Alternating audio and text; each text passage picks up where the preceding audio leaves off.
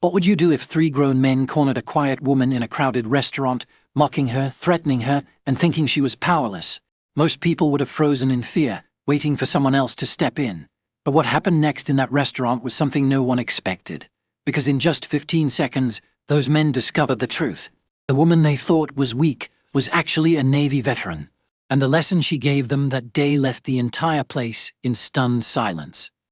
Stay with me till the very end, because this story isn't just about courage. It's about respect, resilience, and the kind of strength the world often underestimates. It was a rainy evening in a small coastal town. The restaurant was packed with families escaping the storm, laughter echoing between clinking glasses and sizzling pans. Among the crowd sat Emily, a woman in her early 30s, quietly enjoying her meal at a corner table. She didn't draw attention to herself. Her plain jacket, calm eyes, and composed demeanor made her look like just another customer passing through. But behind those quiet eyes was a past few could imagine. Years of grueling training, deployments at sea, and moments of sacrifice that had shaped her into someone far stronger than she appeared. Just as Emily raised her cup of tea, the front doors burst open, letting in a blast of cold wind and 3 men who looked like they had already caused trouble elsewhere that night. Their loud voices cut through the restaurant, earning glances from uneasy diners.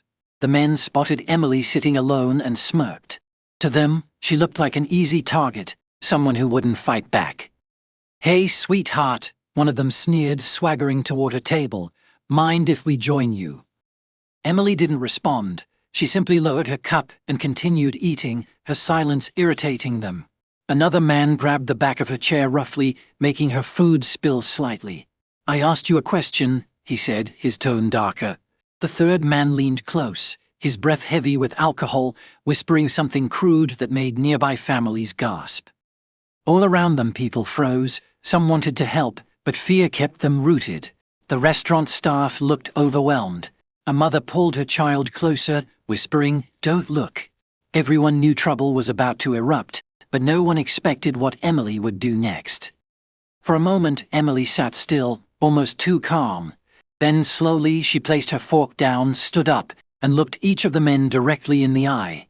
Her voice was steady, quiet, but cutting. "You don't want to do this," she said. The men laughed. "And why not?" one asked mockingly, stepping closer. That's when it happened.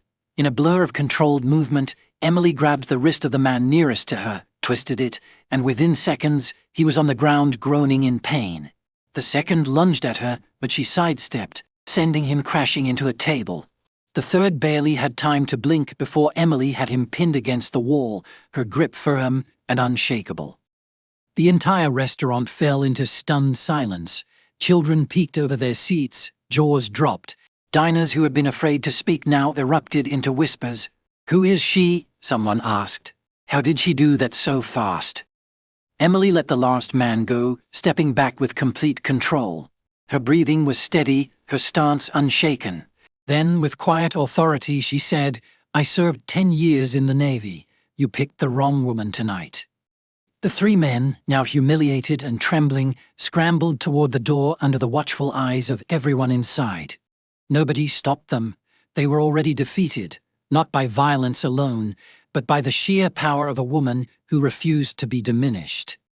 The restaurant was still buzzing with shot long after the men fled.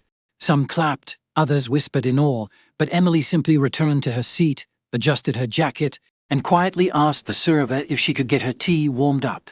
To her, this wasn't about showing off. It wasn't about proving herself. It was about standing her ground and showing that respect should never be optional. A little boy at the next table tugged at his mother's sleeve and whispered, "Mom, she's like a real-life superhero." Emily overheard, and for the first time that evening, a small smile broke across her face. One of the older men in the restaurant, a veteran himself, stood and saluted her softly. "Thank you for your service," he said.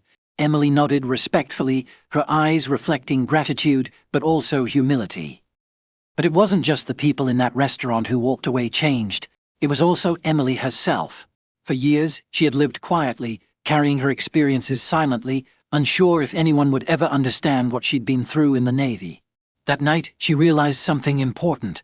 Her strength wasn't just for the battlefield, it was for everyday life, for moments when someone needed to see that standing up for yourself is possible.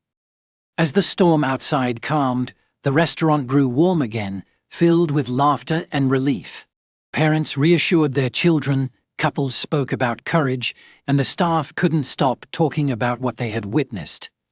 When Emily finally left, a little girl ran after her and said softly, "I want to be brave like you someday." Emily knelt down, her voice gentle but powerful.